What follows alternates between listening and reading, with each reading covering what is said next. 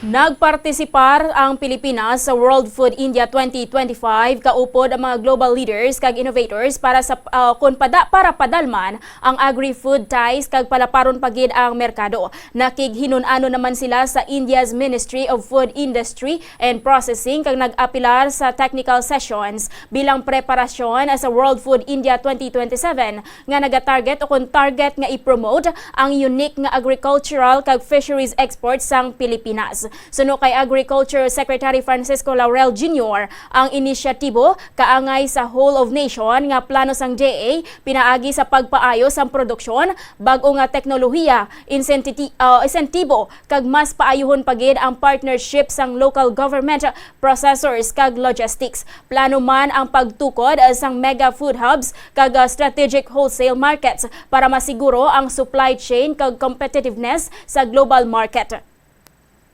Bombo Foreign Exchange Update is brought to you by Queen Bank Business Banking.